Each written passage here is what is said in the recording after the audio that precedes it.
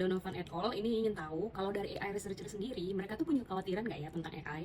Lalu menyebarkan survei kepada para peneliti, itu banyak banget ya para peneliti yang disebar, dan akhirnya yang mau menyelesaikan kuesioner itu ada sekitar 4.000 orang. Nah, dari 4.000 peneliti ini, mereka kemudian menjawab pertanyaan-pertanyaannya. Nah, pertanyaannya ini ada beberapa yang mereka ambil dari public survey yang dilakukan di Inggris di tahun 2023. Sebenarnya kalau dilihat dari kemampuannya jelas beda, cuman yang ingin ditekankan di sini adalah gimana ya persepsi dari orang sebagai pengamat ataupun pengguna, dengan perbedaannya itu dengan yang memang meneliti itu sebagai objek dari penelitian dan dianggap cukup dekat dengan AI itu sendiri.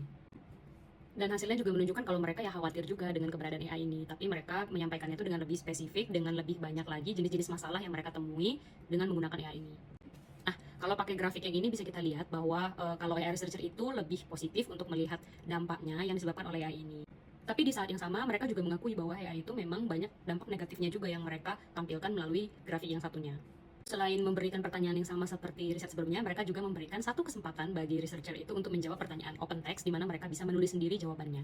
Pertanyaannya itu adalah apa satu hal yang paling saya khawatirkan tentang AI. Nah, di situ ada jawaban-jawaban yang mereka sangat spesifik menyampaikannya ketakutan-ketakutan mereka. Ini ada yang menarik banyak banget nih. Salah satunya tuh gimana kalau ternyata data yang dibuat untuk melatih AI itu adalah AI generated. Karena memang kita harus cukup aware ya kalau mungkin kita sekarang ini mengeluarkan konten-konten yang itu memang dihasilkan oleh AI. Jadi kalau konten itu kemudian dijadikan pembelajaran lagi sama AI-nya, maka akan jadi itu aja kontennya. Lalu ada satu lagi juga hal yang aku suka dari riset ini itu dia membahas juga tentang gimana soal black box. Nah, isu soal black box AI ini adalah gimana ketika ada suatu masalah itu nanti siapa yang bertanggung jawab ketika AI-nya memberikan suatu solusi yang kurang tepat atau misalnya membuat isu gitu.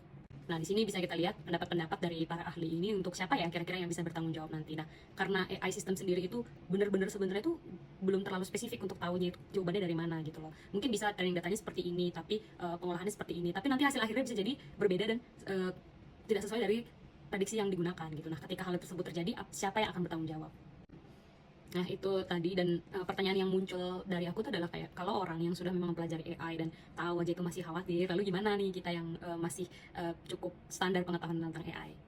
Tapi balik lagi ya, untuk yang mengisi riset ini kan rata-rata itu adalah dari universitas atau dari lembaga riset yang otomatis masih banyak berkecimpung dari sisi teoritisnya. Nah, jadinya penasaran nih kalau gimana yang mengisi itu memang dia bagian dari bisnisnya atau memang dia seorang praktisi yang berkecimpung di dunia AI. Nah, itu mungkin insight-nya juga bisa jadi berbeda.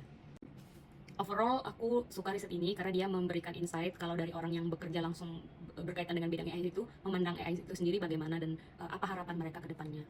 Menurutku semakin banyak diskurs atau wacana terkait dengan AI ini yang semakin banyak kita ketahui dari berbagai perspektif, harapannya bisa membuat kita jadi lebih bijak dan tahu kemana arahnya yang baik untuk environment yang lebih baik lagi. Gitu dulu dari Baju Bayu. Belajar bareng yuk!